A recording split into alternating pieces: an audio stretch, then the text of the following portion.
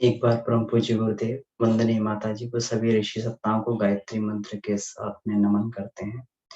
ओम भूर्भुवः स्वः तत्सवितुर्वरेण्यं भर्गो देवस्य धीमहि धियो यो नः प्रचोदयात्।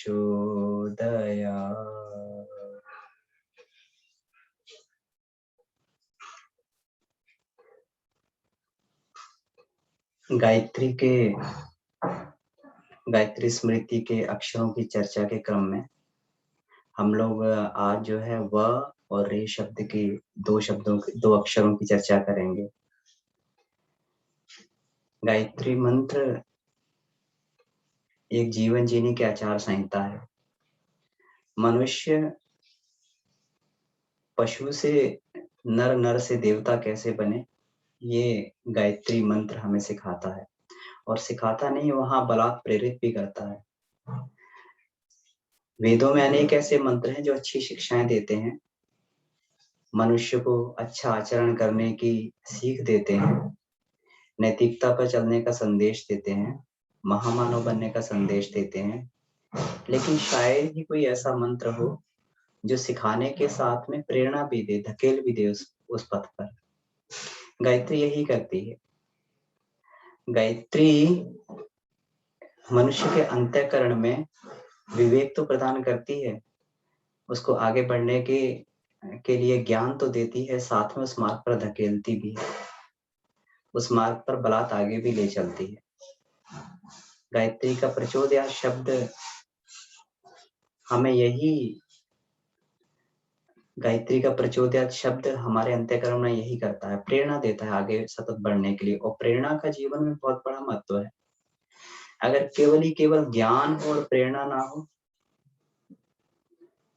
तो वो ज्ञान तो है, हम जानते हैं कि योग करना चाहिए, हम जानते हैं जीवन में तप करना चाहिए, लेकिन उस ज्ञान के रहते हुए भी अगर जीवन में प्रेरणा नहीं है, अगर कोई आगे धकेलने वाली शक्ति नहीं है, अगर हमें उसके प्रति श्रद्धा नहीं है, श्रद्धा शक्ति नहीं है, तो वो जो है फिर निष्फल हो जाता है, वो ज्ञान भी निष्फल हो जाता है।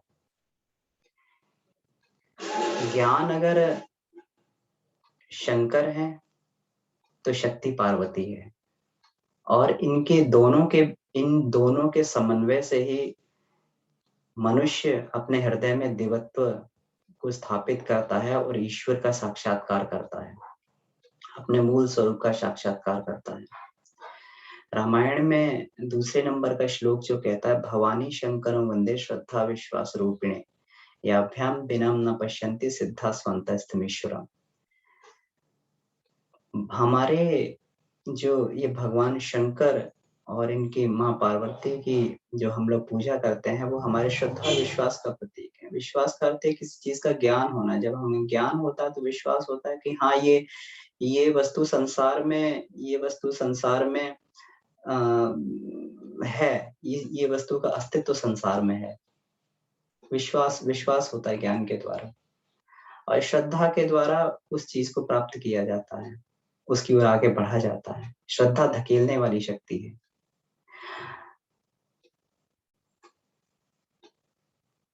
गायत्री मंत्र में, गायत्री उपनिषद में यह कहा गया है कि ईश्वर की प्राप्ति कैसे हो, तो उसमें यह बताया गया, यही सूत्र बताया गया है, वेदः छंदासि सवितुर्वरेण्यम्। सविता के वर्ण करने का सूत्र, भगवान के प्राप्त करने का सूत्र अगर कोई है तो वो क्या है, वेद और छंद है। वेद का मतलब हो गया ज्ञान। पहले तो ईश्वरीय ज्ञान होना चाहिए। व्यक्ति स्वाध्याय करता है तो उसे ज्ञान प्राप्त होता है, व्यक्ति स्वाध्याय करता है तो उसे अंतर्बोध प्राप्त होता है कि उसका उद्देश्य जीवन में क्या है, ज्ञान। लेकिन यही केवल एकमात्र उपाय नहीं ईश्वर को प्राप्त करने का। छंदासी, छंद का मतलब होता प्रैक्टिकल अनुभव भी किया जाए, उस ज्ञान को प्रैक्टिकली अनुभव किया जाए। वेदा छंदे छंदासी सवितुर्वरेण्यम्। अगर सविता के वर्ण करने का उपाय, भगवान को प्राप्त करने का उपाय वेद और छंद दोनों है।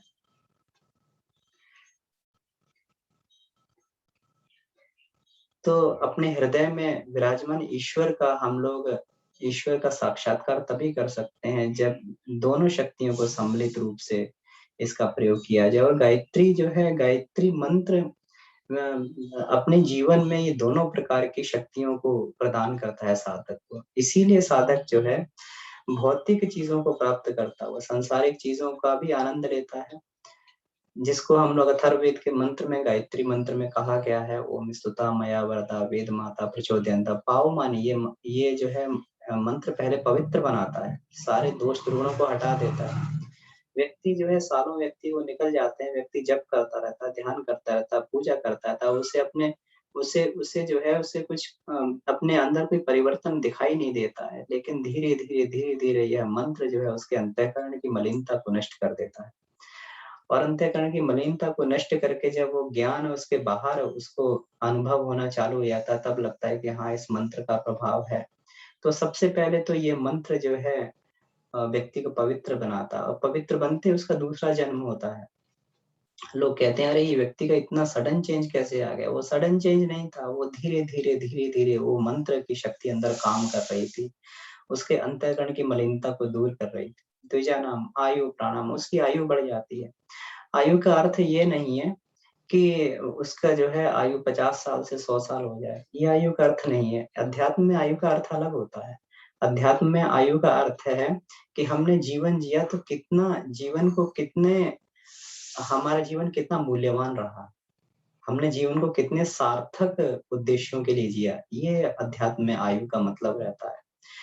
शंकराचार्य, आदि गुरु शंकराचार्य केवल 31 वर्ष की आयु में जो है इतना बड़ा ज्ञान प्राप्त करके और पूरे भारतीय संस्कृति को उन्होंने एक सूत्र में बांध दिया, वेदांत दर्शन दे दिया, उन्होंने पंचीकरण विद्या दे दी, उन्होंने कुंडलिनी जागरण की विद्या दे दी, उन्होंने जो है निर्वाण षटकम दे दिया। कितना उन्होंने काम कर दिया 31 वर्ष की आयु में। तो उनकी आयु बहुत बड़ी थी, उनकी आयु 31 वर्ष नहीं थी, 300 वर्ष की आयु थी उनकी।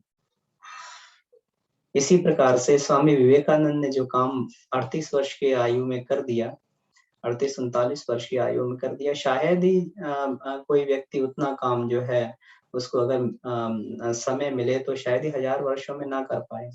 क्या हुआ कि उनकी आयु बढ़ गई। आयु का मतलब क्या होता है कि व्यक्ति का जो है एक-एक क्षण को उपयोग करने का उसका दृष्टिकोण बदल जाता है। उसके अंदर इस तरीके की प्रज्ञा शक्ति आ जाती है कि दूसरा व्यक्ति वो कार्य को अगर पूरे दिन में करेगा, वो क्षणों में कर सकता है। यही आयु बढ़ने का मतलब होता है। गायत्री मंत्र के द्वारा बुद्धि इतनी परिष्कृत हो जाती है कि व्यक्ति के सोचने समझने की क्षमता बढ़ जाती है और उसकी आयु जो है बिल्कुल रबड़ की तरह खिंचती चली जाती है। आयु, कुछ लोग आयु को ये इसमें जोड़ लेते हैं कि अगर गायत्री मंत्र जप करेंगे तो हो सकता है भगवान ने हमें 60 साल दिया तो 80 साल आयु हो जाए, लेकिन ऐसा नहीं होता है। इसको बड़े विवेक की दृष्टि से हम लोग को देखना पड़ता है। गायत्री का जो है उपासक प्राणवान होता है, उसके अंदर आत्मबल की शक्ति उसके अंदर बढ़ती चली जाती है।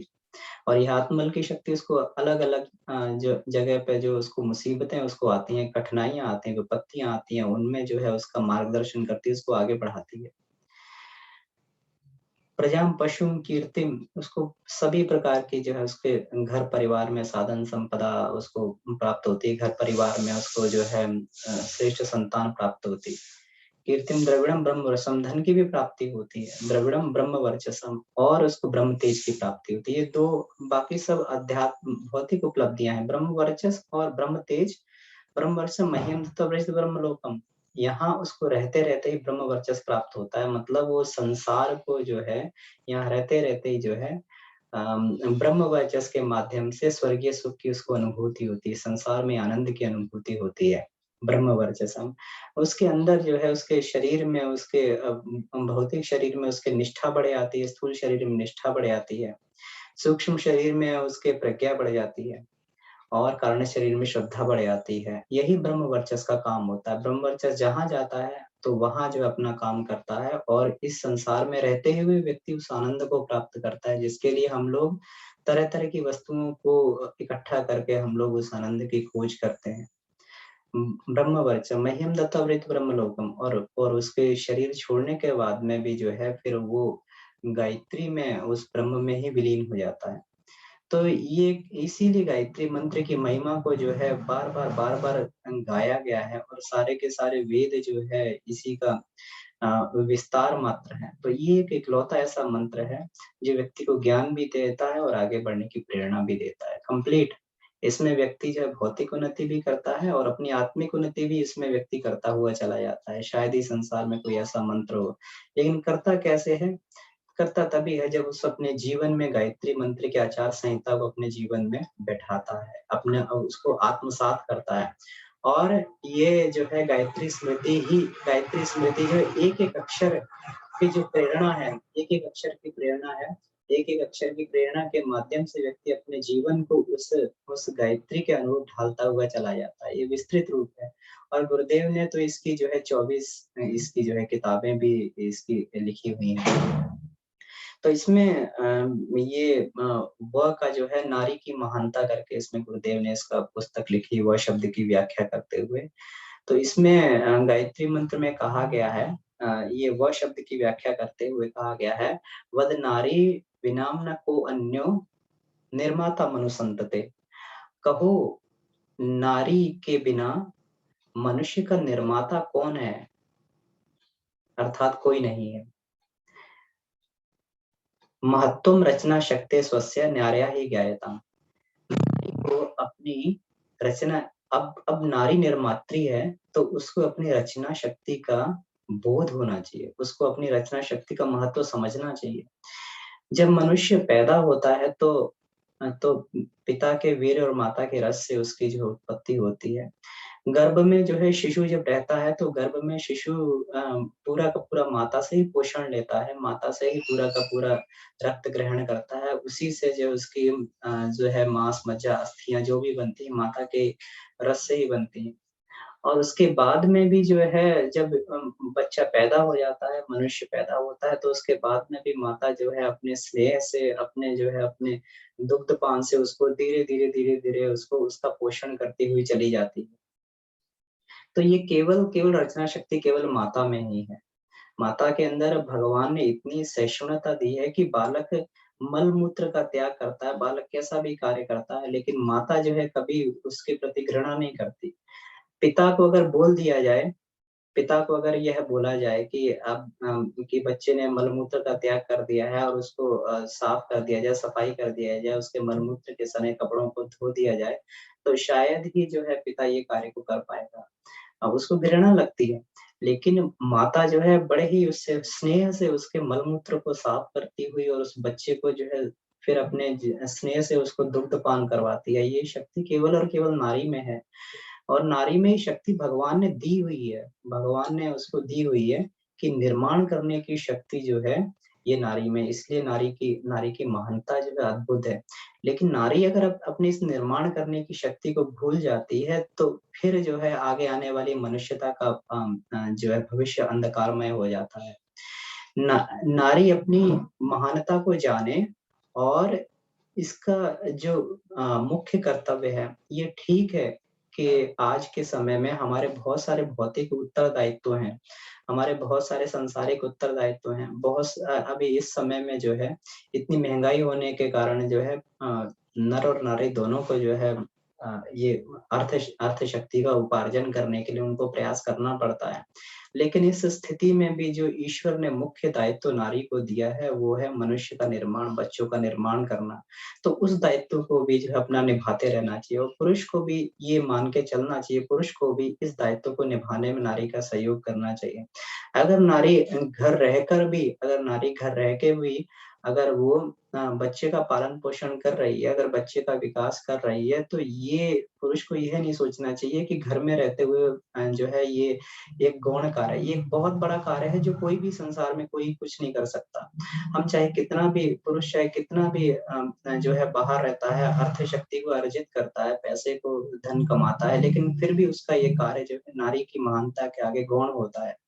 एक दिन भी जो है पुरुष जो है अगर बच्चे को दे दिया जाए, बच्चे को सँभालने के लिए दे दिया जाए, तो उसके अंदर इतना धैर्य नहीं होता कि वो जो है उस बच्चे को सँभाल ले और उस बच्चे को जो पूरा दिन उसको भोजन करवाते। बच्चे जब भोजन करवाते हैं हमने देखा है, जब भोजन करवाते हैं बच्चे आगे-आगे भागते हैं, नहीं बच्चे भोजन करते हैं।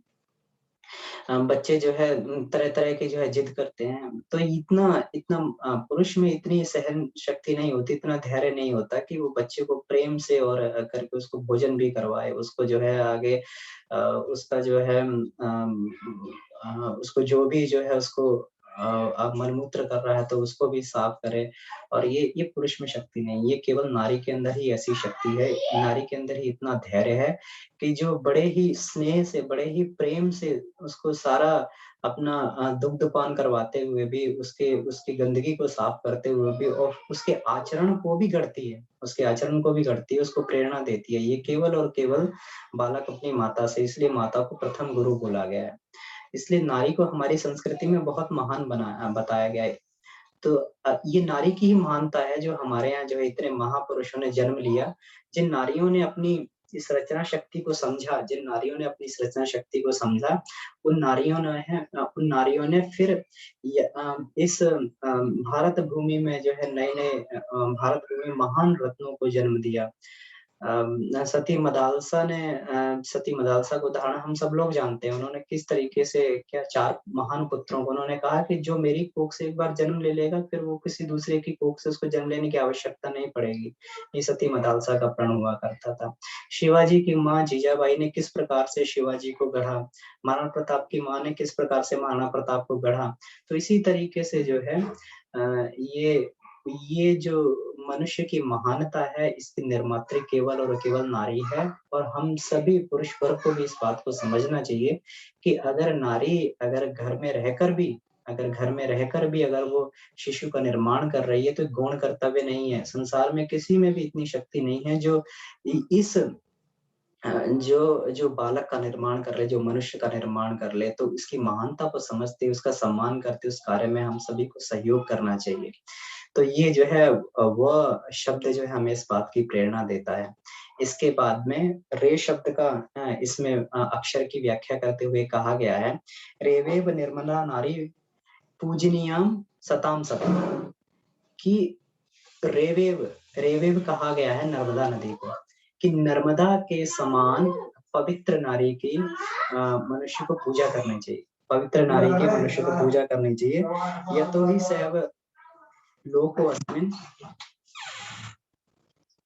यतो हि सैव लोके अस्मिन् साक्षात लक्ष्मीर्मता बुधे। तो इसमें ये कहा गया है कि जो हमारी नर्मदा नदी है, नर्मदा नदी के समान जो पवित्र नारी है उसकी पूजा करनी चाहिए क्योंकि नारी ही साक्षात लक्ष्मी है। अभी हम धन को लक्ष्मी बोलते हैं, लेकिन नारी में जो है ऐसे गुण है, वो साक्षात लक्ष्मी है।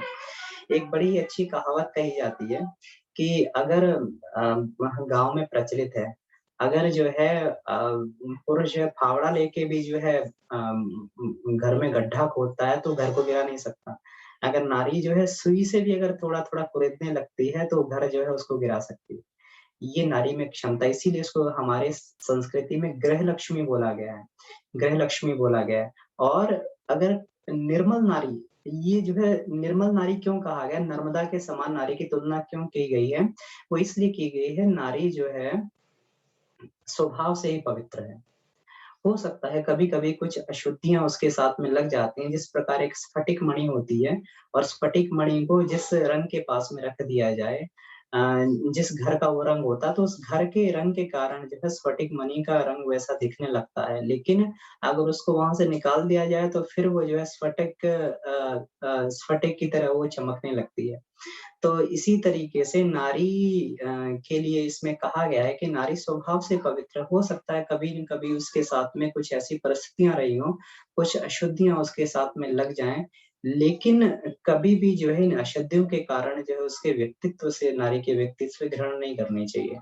एक बार स्वामी विवेकानंद जो है जयपुर के राजा के यहाँ रुके, तो जयपुर के राजा के यहाँ रुके, तो राजाओं की प्रथा हुआ करती थी कि वहाँ पर नृत्यों का आयोजन किया जाता था जब भी कोई मेहमान उनके घर में आता था, तो नृत्यों का आयोजन किया जाता था। तो जयपुर के राजा ने ये जो है स्वामी विवेकानंद का सम्मान करते हुए नृत्य का आयोजन किया। तो राज नर्तकी को बोला गया कि शाम को नृत्य इसमें करना है, नृत्य का प्रस्तुतिकरण करना है।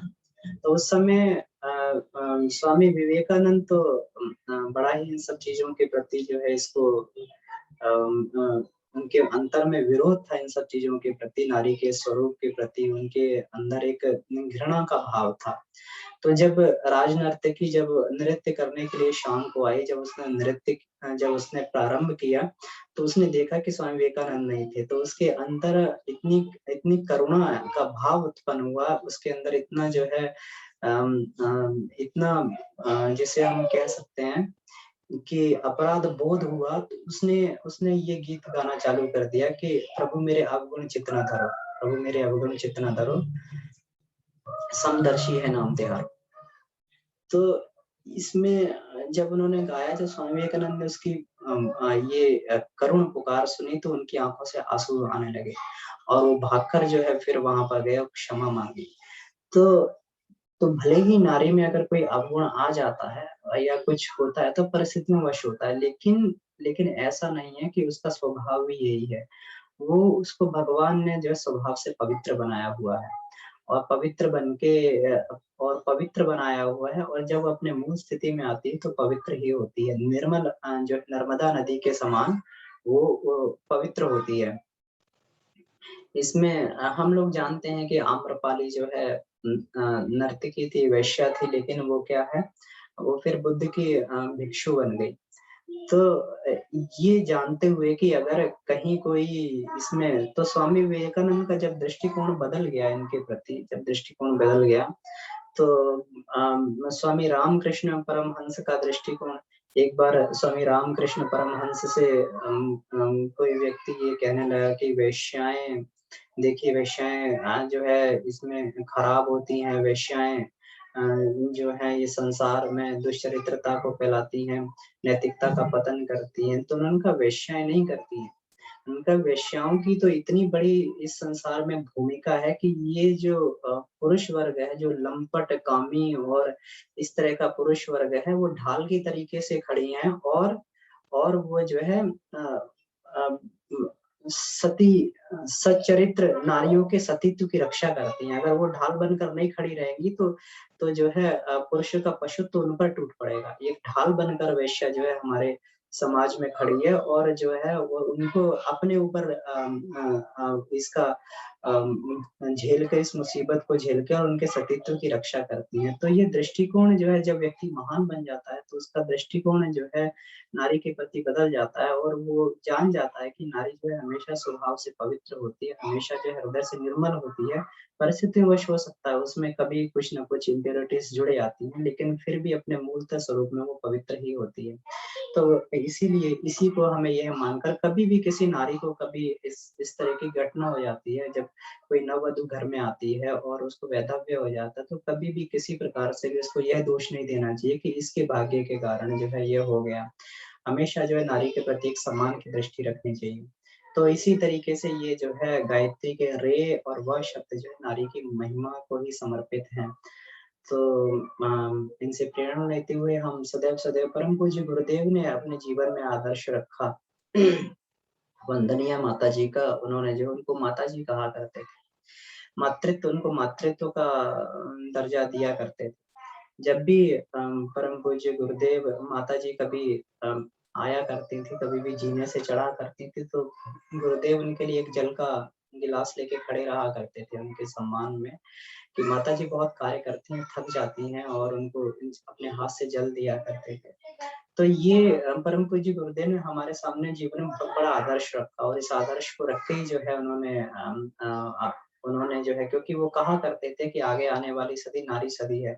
सतयुग आएगा तो नारी की महानता के कारण ही आएगा और आगे भी चल के जितने भी प्रशासनिक जगहों पर भी जो है नारी का ही अधिकार हो जाएगा। ये परम पूज्य गुरुदेव ने उस समय कहा था और हम लोग धीरे-धीरे देख रहे हैं कि किस प्रकार से नारी जो है नारी अपना आर्थिक भी वो स्वतंत्रता प्राप्त कर रही है और आगे प्रशासनिक जगह पर भी उसकी आगे-आगे धीरे-धीरे करके उसकी जो है पहुँच बढ़ती जा रही है और आगे आने वाला जो सतयुग जैसी परिस्थितियाँ रहेंगी तो नारी के अधिकार के कारण ही रहेंगी। तो ठीक है, तो हम लोग जो इसी तरीके से अपने जीवन में इसको, इस व्रत को धारण करें कि हम लोग जो नारी का पूर्ण रूप से सहयोग करते रहेंगे, इसको आगे बढ़ाते रहेंगे। और उसमें भी परम पूज्य गुरुदेव ने गृहस्थ जीवन के लिए कहा है कि अगर पत्नी के अंदर कोई बुराइयां अगर आपको दिखाई देती हैं, तो उसको जो है प्रेम से, सहकार से उसको दूर करने का प्रयास करना चाहिए। नहीं अगर होता है तो फिर उसको जो है अपना भाग्य मानकर जो है उसको फिर ये करना चाहिए, उसको अपना उसको जो है भाग्य मानकर फिर उसको जो है भवितव्यता मानकर उसको फिर इसको सहन करना चाहिए, ये गुरुदेव ने कहा है।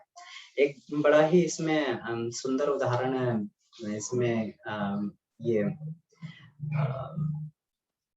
सुकरात का दिया गया। सुकरात की पत्नी बहुत कर्कश थी, शायद हम सभी लोगों ने सुना हो, लेकिन बहुत अच्छा उदाहरण। सुकरात की पत्नी बहुत कर्कश थी और हमेशा जो है उनको कुछ ना कुछ गाली-गलौच या कुछ ना कुछ उनसे जो है उल्टा-सीधा बोलती रहती थी, उनके प्रति व्यवहार सही नहीं करती थी। तो एक बार सुकरात के शिष्यों ने पूछा कि आप ये बताइए कि शादी का जीवन में क्या महत्व है? विवाह का जीवन में क्या महत्व है? ये बहुत महत्व है, विवाह का जीवन में बहुत महत्व है। अच्छा, क्या महत्व है? तो सुकरात ने बोला कि अगर सफल हो जाता है, अगर विवाह अगर सफल हो जाता है, तो व्यक्ति इस जीवन में ही स्वर्गीय आनंद को क्योंकि पत्नी को गुरुदेव ने भी एक इसमें एक अखंड ज्योति में कथा आई थी अमृत फल की। तो पत्नी को अमृत फल की तरीके से बोला हुआ है। तो इसमें ये कहा गया कि अगर विवाह सफल हो जाता है तो व्यक्ति इसी इसी जो है यहाँ संसार में स्वर्ग की अनुभूति करता है। स्वर्ग जैसी परिस्थितियाँ होती है उसके घर में। और अगर असफल हो जाए तो शिष्यों ने सुकरात से पूछा, अगर विवाह असफल हो जाए तो? कि अगर असफल भी हो जाए तो कम से कम अपने जीवन में सुकरात तो बन ही जाओगे। तो ये उन्होंने जो है सुकरात ने ऐसा उदाहरण दिया। हमारे भी संसार में बहुत सारे ऐसे उदाहरण हैं। लेकिन उन्होंने हर तरीके से अपनी दृष्टि को नारी के प्रति सामान्य ही रखा। तो ठीक है, तो अभी देखिए बहुत सारी दीदी इसमें जुड़ी हुई हैं, वंदना दीदी हैं, उमा दीदी हैं। ये उमा दीदी जो है इन्होंने प्रत्यक्ष उदाहरण है, इन्होंने किस प्रकार से अपने जो है दोनों दीदियों का निर्माण किया। ये जो है अभी दोनों एमबीबीएस डॉक्टर हैं और संस्कारित भी हैं और कल जो है बहुत अच्छी कक्षा ली थी शिवांगी दीदी ने। तो शुचि दीदी भी हैं। तो इस तरीके से आप सभी लोग अपने अनुभव भी दे सकते हैं दीदी। जी। प्रणाम भैया, सभी को प्रणाम। हाँ भैया, मैं एक एग्जांपल इसमें अपना एक्सपीरियंस शेयर करना चाहती हूँ। जैसे हमारी यूनिवर्सिटी में ना, जैसे आपने कहा ना प्रशासनिक उस पे मतलब अब ज्यादा लेडीज ही वो कर रही हैं, तो मतलब मैं देख रही हूँ हमारी यूनिवर्सिटी में मतलब 90% फीमेल स्टाफ है और इवन अब तो वाइस चांसलर भी फीमेल है। तो और हर मतलब जो बड़ी बड़ी पोजीशंस हैं डिप्टी डीन की सब लेडीज हैं। और मतलब हमने ये देखा है कि जैसे पता नहीं टीचिंग में भी मतलब जितना सिस्टमेटिक हम लोग जैसे काम करते हैं फीमेल्स, और जितने 10% वो है मेन, मतलब ओके टाइप मतलब काम करते हैं, मतलब सॉरी टू से बट मतलब सब मानते हैं कि हाँ, तभी मतलब गवर्निंग बॉडी भी मानती है कि लेडी स्टाफ बहुत एफिशिएंट है। मतलब वो घर का भी चलाते हुए और वहां पे भी बहुत अच्छे से चला रही हैं।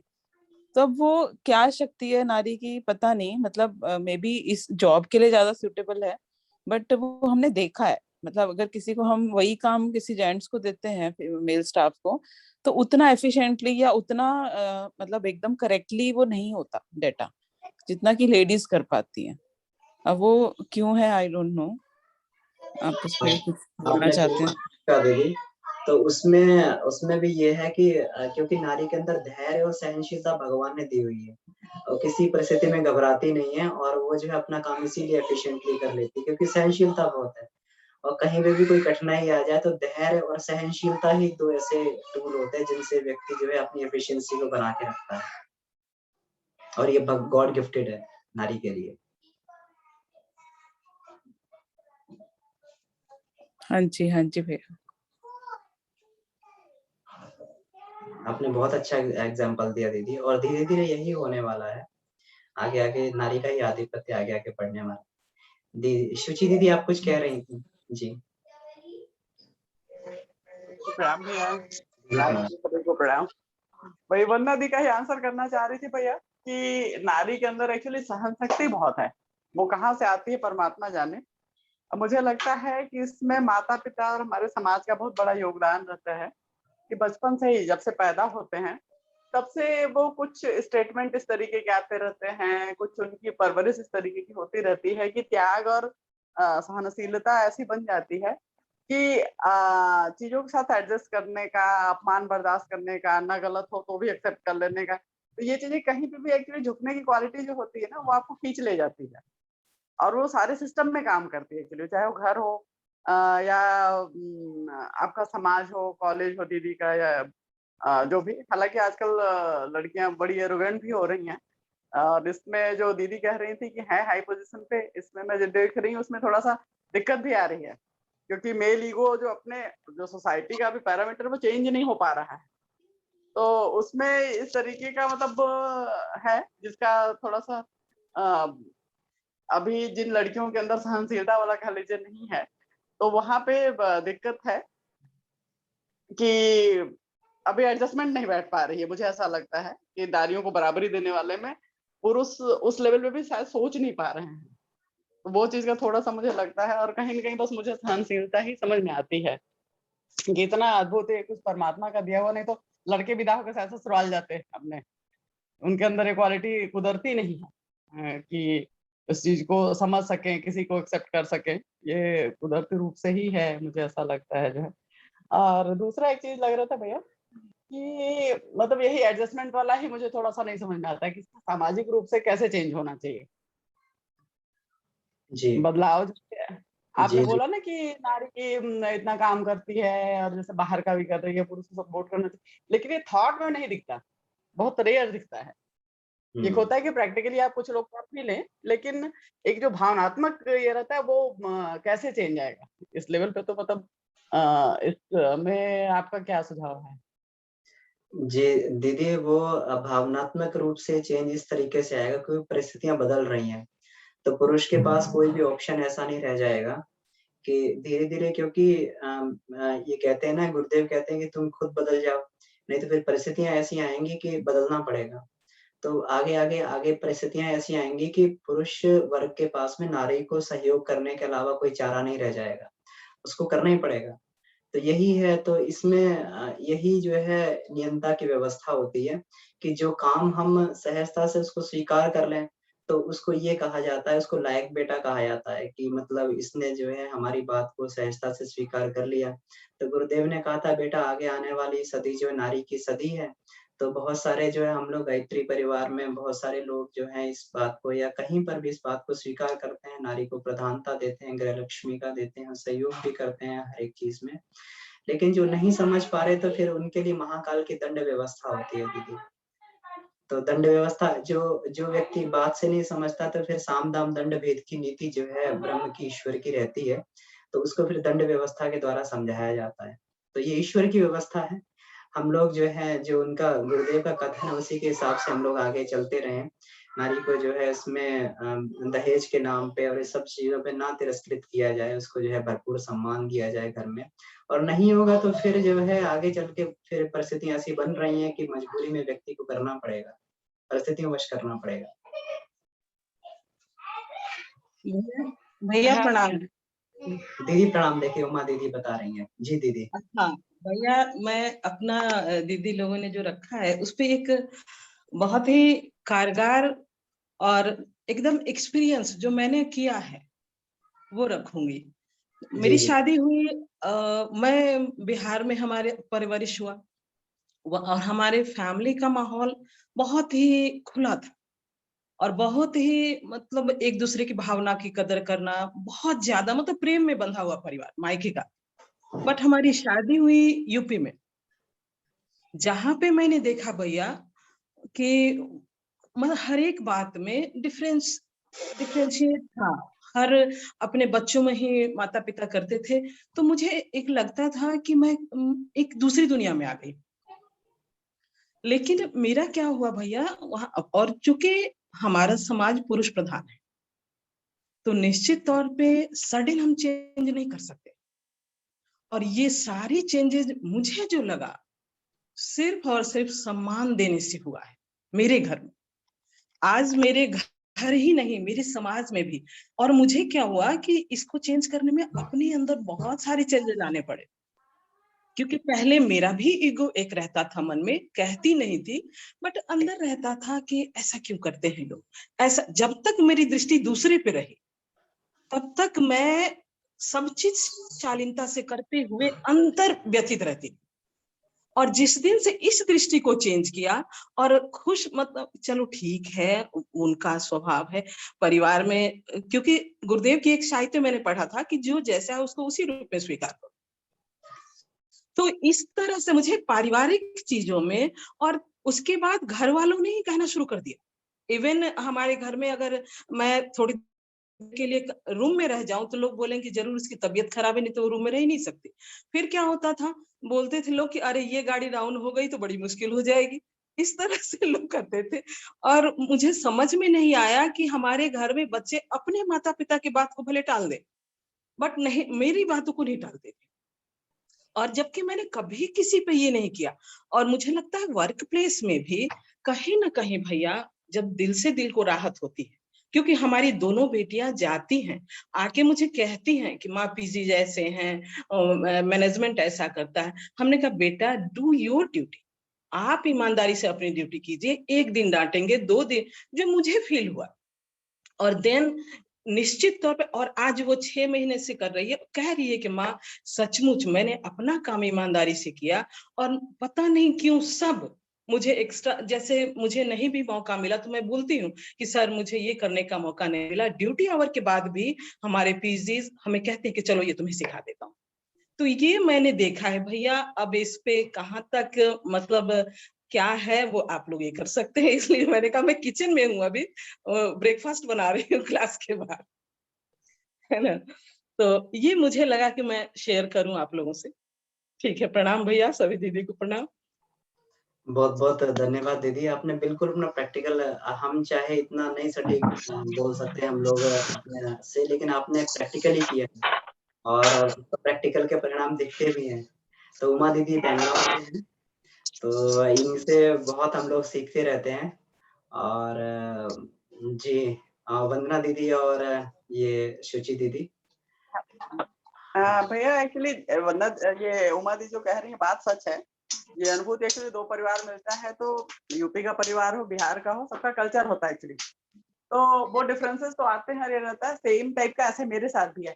लेकिन ये कहीं न कहीं मेरा एक सोच में है कि जैसे 100% एक होता है ना कि एक्सेप्ट करें, एक तो ये जो हमारे लिए करता है हम उसका सम्मान करने लगते हैं। लगता है कि नहीं यार, एक दबाव बनने लगता है। जैसे मैं बार-बार कहती हूँ किसी को अपना बनाना तो उसके लिए करना शुरू कर दो। तो अपने आप आपकी चीज़ों को नहीं डाल पाता है। तो एक तो, लेकिन एक जैसे आपको जो उनके क्रियाकलाप से जो सिचुएशन उनसे समझ में आएगा, आपको वो समर्पण का, वो भाव का लेवल नहीं दिखेगा, जो एक नारी का होता है। ये चीज़ मतलब मुझे कभी-कभी बहुत तकलीफ देती है। लेकिन ये है कि आज की लड़कियों को, अब जैसे मैं भी एज़ ए मदर कई बार मुझे लगता है कि पता नहीं मैं सही कर रही हूँ कि गलत। मेरी भी 2 बेटियाँ हैं। अब क्या है कि ये बहुत वैसी हैं, मतलब इनको कोई दबा नहीं सकता गलत के लिए, और वैसा पूरा लड़-भिड़ के, मतलब आप उस समय उनको वो नहीं कर सकते कि बेटा तुम चुप हो जाओ। बोलेंगे नहीं ये गलत है तो मैं बोलूँगी। तो मैं बार-बार बोलती हूँ बेटा ऐसे करोगी, फिर तुमको बाद में बड़ी प्रॉब्लम आएगी देखना। तुमको एडजस्टमेंट का तो तुम्हारा नेचर ही नहीं है, तुम कैसे करोगी जो है आगे देखना। तुम फिर अभी छोटी होगी तो एडजस्ट करना सीख जाओगी तो ठीक है, नहीं तो आगे दिक्कत आएगी। तो कहीं न कहीं फिर मेरे मन में आता है कि मैं एडजस्ट करना उसको सिखा रही हूँ। और सामाजिक व्यवस्था के लिए अगर लड़की एडजस्ट नहीं करेगी तो मुझे लगता है कि पुरुष कभी भी उसको एक्सेप्ट नहीं कर पाएगा। गुरुदेव हमेशा कहते हैं ना, जब नारी समर्पित होती है, पूरा 100% समर्पण देती है, तब जाके पुरुषों को कुछ भावना बनती है जो है। अब बताया रहा होगा शायद मैंने कि किसी ने मीराबाई को थोड़ा उल्टा-सीधा बोल दिया था, स्टेटमेंट दे दिया था कि जो नहीं, ये हिस्टीरिया की पेशेंट थी, कैसे किसी ने को इतना प्यार मूर्ति से हो सकता है।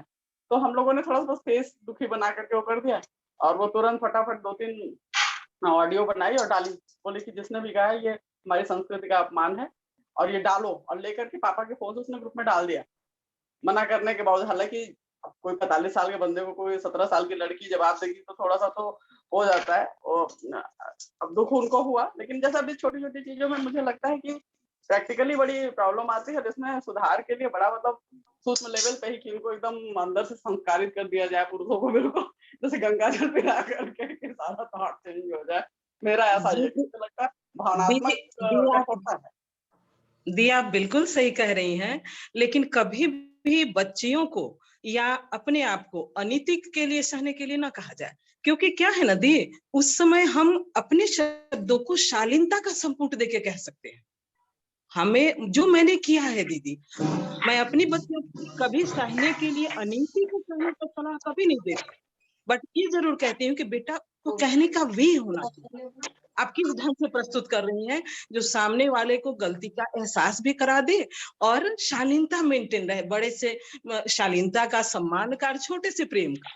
मैंने कहा जी आपके साथ अगर आप गलत होती हैं तो मैं क्या, हमारी बेटियां कहती हैं अपने पापा से, पता है जैसे उसके पापा कभी बोलेंगे ना, कभी छोटी वाली का पक्ष ले लेंगे तो पता है बड़ी वाली क्या बोलेंगे, पापा कुछ भी कहिए आप न निष्पक्ष नहीं हो। माँ जो कहती है ना कि अभी आप माँ को बुलाइए, वो देखिए दोनों का दोष बता देंगे कि नहीं बेटा आप में ये कमी, यहाँ पे आपने किया, आपकी ये कमी है। तो दीदी कभी हमें बच्चों को गलत सहने के लिए प्रोत्साहित नहीं करना है, ये सहनशीलता नहीं है।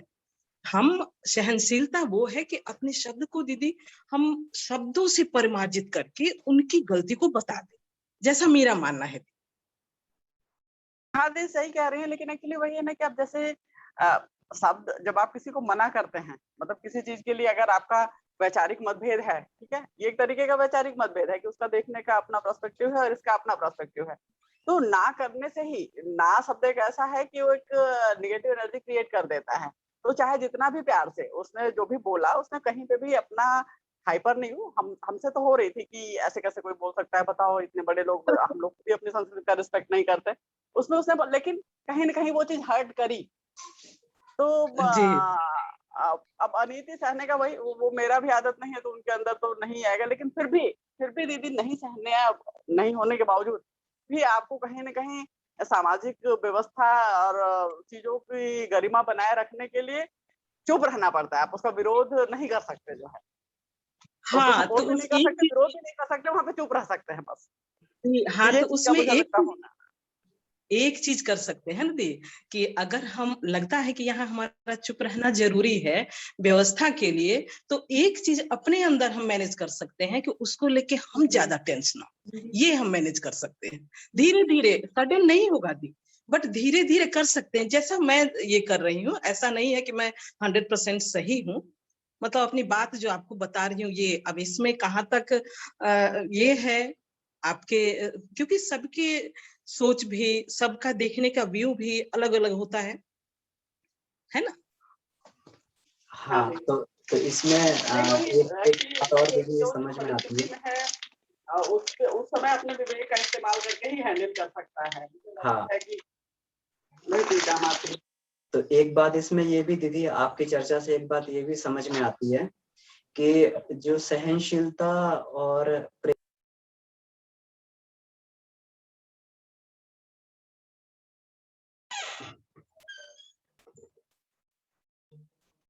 बीच में ये ऑफ हो गया था। हेलो, मेरी आवाज आ रही है दीदी? हाँ जी भैया आ रही है। हाँ, तो ये जो भी चर्चा चल रही थी इसमें, ये जो भी चर्चा चल रही थी इसमें, तो इसमें मेरी समझ में तो जो आता है, एक तो जो नारी को जो भगवान ने गुण दिए हैं, सहनशीलता, प्रेम, स्नेह, कोमलता, ये नारी को दिए हैं। और पुरुष को दिया है इसमें जो है कठोरता, निडरता, इस तरीके से जो है ये जो कठोर कठोर गुण जो है पुरुष को दिए हैं।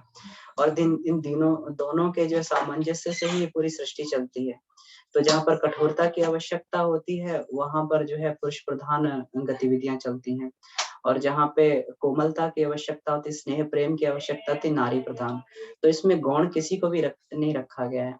तो नारी इसलिए इसमें जो दीदी ने बात कही, शुचि दीदी ने, कि नारी ही क्यों मतलब धैर्य रखे, और क्यों ही मतलब जो है इसको, एक तो ये है कि इसमें ये ईश्वरीय गुण है।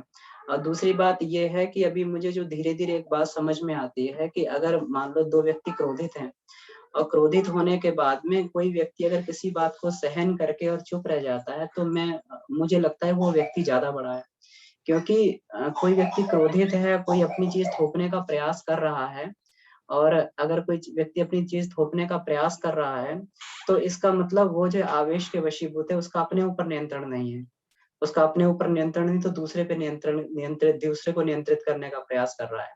लेकिन जो व्यक्ति जो है उस समय विवेक की स्थिति में रहता है तो वो ये सिचुएशन को हैंडल करते हुए ये कहता है कि अभी उसको एक सामने वाले को एक रोगी की तरीके से ट्रीट करता है। ठीक है, ये व्यक्ति क्रोध में है, आवेश में है, और अगर ठीक है ये इसकी समझ में नहीं आ रहा तो मैं अपने हिसाब को अपने आप को जो है मोल्ड करके और इस सिचुएशन को हैंडल कर लेता हूँ।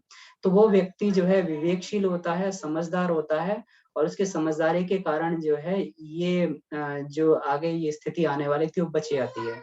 तो अगर इस स्थिति को भी मान लिया जाए कि क्षमा करने वाला बड़ा होता है और अपनी चीज को थोपने वाला छोटा होता है। गुरुदेव ने बहुत इसमें ये कहा गया है कि जो नासमझ, अज्ञानी और ये बेवकूफ होते हैं वो अपनी चीज को थोपते हैं, और जो सही समझदार होते हैं वो इस चीज को जो है एक्सेप्ट करके उसी में से जो है समाधान को निकाल लेते हैं। तो इसीलिए नारी को महान बोला गया, क्योंकि ये गुण जो है नारी में दिए हुए हैं, सहिष्णुता का गुण जो है नारी में दिया हुआ है। पुरुष में वो जो भगवान के द्वारा दिया नहीं गया है गुण है, वो अपने गुणों के कारण जो हमेशा हावी होने का प्रयास करता है। लेकिन नारी जो है उसका व्यक्तित्व इतना बड़ा है कि वो अपने वो सारी चीजों को समाहित करते हुए अपने विवेक को बनाते हुए चीजों को आगे ले जाती है। तो मुझे जो है ये बात समझ में आती थी इसमें। हाँ भैया सही है, क्योंकि अगर एक्चुअली ऐसा नहीं रहेगा ना तो पूरा एकदम वो मतलब हाँ, जो स्वर्ग पूरे की घर में जो कल्पना है है युद्ध का वो माहौल बन जाएगा, और इसमें युद्ध का। पुरुष की कोई और महानता नहीं है कि वो अपनी बात मनवा ले रहा है। इसमें नारी की महानता है कि वो बात को एक्सेप्ट कर रही है। एक्सेप्टेंस जो है ज्यादा बड़ी होती है अपनी चीज को मनवाने से, थोपने से। वो और बात नहीं तो भैया है, फिर लेकिन बाहर उसको वो बनते लोग बनते बेचारा थक जाता है ना इंसान, कभी कभी लगता है यार क्या है ये। जी। मतलब वही है एक्चुअली, धैर्य के अलावा और कुछ नहीं है। बदलाव के लिए धैर्य, जो दीदी कह रही थी कि शांत दिमाग से अपना ये कर, लेकिन मुझे लगता है कि और बदलाव फिर जब वो लंबा हो। शांत फिर हाँ जब जी, वो शांत होते हैं ना, जब उनका क्रोध शांत होगा तो वो हाँ, फिर फील करते हैं, गिल्टी फील ग्लानि करते होती हैं। है, आत्मग्लानि होती है उस समय। हाँ ये जी। अमन भैया ज्यादा अच्छे से बता सकते हैं, आत्मग्लानि होती है कि नहीं भैया एक अच्छा है, सारी नहीं, लेडीज की बिल्कुल नजरों में मेल बिल्कुल भी सही है। बात है। कोई भी व्यक्ति होगा अगर वो गलत बात अपनी थोप देगा, लेकिन बाद में उसे जरूर आत्मग्लानि होगी इस बात की कि और नहीं, यही चीजें उसको भले ही वो बदलने ईगो के लगता कारण प्रकट ना कर पाए कि हम ही गलत थे, अगर ईगो के कारण प्रकट ना हो पाए, लेकिन आत्मग्लानि जरूर होती है। है। जी भैया, और यही बदलाव की पहली सीढ़ी है। यही बदलाव की सीढ़ी, फिर आगे से जो है फिर उसमें बदलाव होना चालू हो जाएगा। वो आगे जब ये जी। व्यवहार करेगा तो उसको ध्यान रहेगा।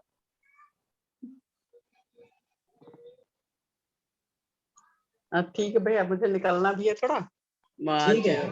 हाँ, के लिए। चर्चा भी बहुत अच्छी रही और समय भी काफी हो गया है। आपका तो कृष्ण जाना जी, भैया। जी, तो इसी क्लास को जो है इसके साथ में अपन समाप्त करते हैं। ठीक है। हाँ, ठीक है। सभी को बहुत-बहुत धन्यवाद। उमा दीदी को बहुत-बहुत धन्यवाद। उन्होंने जो इस विशेष विषय पर जो है अपनी विशेष इसमें अपना अनुभव दिया। गुरुदेव माता जी को प्रणाम, सभी ऋषि संतों को प्रणाम। ओम शांति, शांति, शांति। समाप्त। धन्यवाद।